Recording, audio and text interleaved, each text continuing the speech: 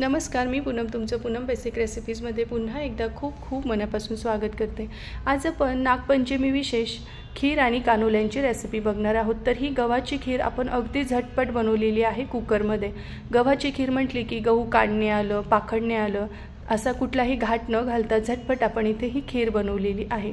त्याचबरोबर हे जे कानोले बनवले तुम्ही बघू शकतात, मस्त पातळ तयार झाले आहे आणि त्याची एक एक पाकळी व्यवस्थित मोकळी होते। एवढे छान इथे आपले हे कानोले तयार होतात। चला तर वेळ न घालवता झटपट याची रेसिपी बघूया। तर सर्वात आधी कानोल्यांसाठी आपण कणिक मळून घेणार आहोत। तर मी इथे 1 कप गव्हाचं पीठ घेतलेलं आहे। यामध्ये आपल्याला चिमूटभर मीठ टाकायचं आहे। मीठ टाकलं की याला छान मिक्स करायचं आधी आणि मग थोडं थोडं करत पाणी टाकून जशी पोळींची कणिक मळतो त्यापेक्षा थोडीशी घट्टसर अशी याची कणिक मळून घ्यायची आहे। तर मी ही कणिक मळून घेते। तोपर्यंत तुम्हाला एक निवेदन आहे, तुम्ही अजून माझ्या चॅनलला सबस्क्राइब केलं नसेल तर प्लीज नक्की सबस्क्राइब करा आणि बेल आयकॉनवर क्लिक करा। सबस्क्राइब करणं पूर्णपणे फ्री आहे, तर नक्की माझ्या चॅनलला सबस्क्राइब करा। हे बघा इथे छान आपलं हे पीठ मळलं गेलं। याला थोडंसं तेल लावून घ्यायचं आहे आणि 1-2 मिनिट मळून झालं की यावर झाकण ठेवायचं आहे। हे पीठ मुरतंय तोपर्यंत आपण खीर तयार करणार आहोत। तर खीर करण्यासाठी मी इथे गव्हाचा दलिया घेतला आहे। कुठल्याही किराण्याच्या दुकानात हा दलिया अगदी सहज अवेलेबल होतो। तर अर्धा कप आपण इथे दलिया घेतला आहे। हा चांगला असा हाताने रफ करत आपल्याला 2 पाण्याने स्वच्छ धुवून घ्यायचा आहे। यामध्ये थोडाफार कोंडा राहिला असेल तर तो निघून जातो, म्हणून आपण इथे हा धुवून घ्यायचा आहे। खिरीमध्ये हा कोंडा चांगला लागत नाही। तर इथे मी 2 पाण्याने स्वच्छ हा दलिया धुवून घेतलेला आहे। आता एका कुकरमध्ये 1 चमचा साजूक तूप टाकायचं आहे। तूप थोडंसं गरम झालं की यामध्ये आपल्याला धुवून घेतलेला दलिया टाकायचा। दलिया मात्र अगदी तूप सुटेपर्यंत आपल्याला परतवून घ्यायचा आहे, यामुळे या खिरीला चव खूप छान लागते। त्यानंतर आता आपण याच्यामध्ये थोडेसे खोबऱ्याचे काप सुद्धा टाकून घेणार आहोत। तर साधारण 2 मोठे चमचे भरून मी इथे बारीक खोबऱ्याचे काप टाकले आहे। तुम्ही ड्रायफ्रूट सुद्धा यामध्ये ॲड करू शकतात। आपण अर्धा कप या ठिकाणी दलिया घेतला होता, त्यासाठी 2 कप पाणी टाकायचं आहे आणि आता याला एक उकळी आली की कुकरचं झाकण लावून घ्यायचं आहे आणि मीडियम फ्लेमवर आपल्याला 4 शिट्ट्या करून घ्यायच्या आहे। याच्या 4 शिट्ट्या होत आहे तोपर्यंत आपल्या इकडे छान पीठ सुद्धा मुरलेलं आहे। तर आता आपण कान्होले करायला घेणार आहोत।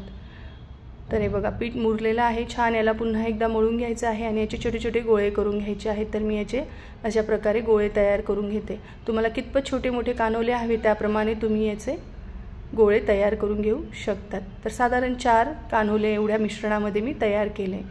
याला पोळी लाटतो त्यापेक्षा पातळ लाटून घ्यायचं आहे। थोडंसं गव्हाच्या पिठामध्ये याला घोळवून घ्यायचं आणि गव्हाचं पीठ लावण्याची छान पातळ पोळी लाटायची।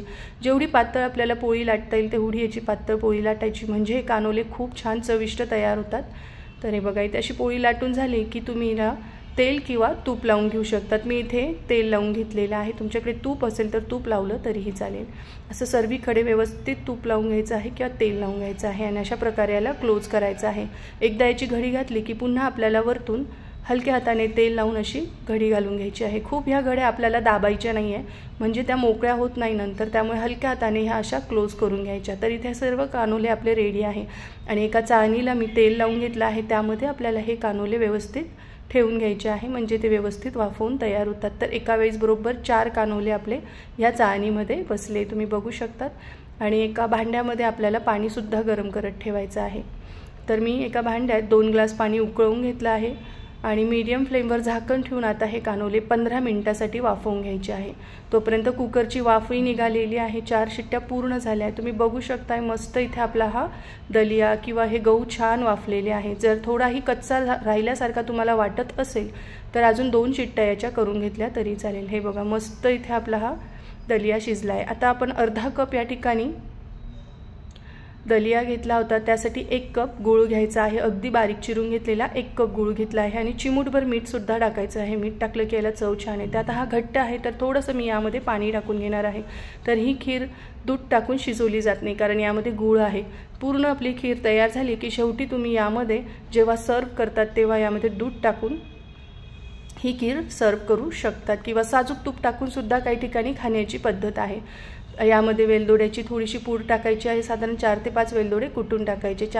4 मिनिटांसाठी मी ही छान उकळवून घेतली आहे। इकडे हे बघा 15 मिनिटांनंतर छान कानोले वाफले गेले की वरची अशी ही जी वरची त्याची बाजू आहे ती अशी कोरडी दिसते। तर तुम्ही सुद्धा अशा प्रकारे खीर कानोले करून बघा, अगदी झटपट होणारी रेसिपी आहे। रेसिपी आवडली असेल तर लाईक, कमेंट, शेअर करायला विसरू नका। माझा व्हिडिओ पाहिल्याबद्दल धन्यवाद।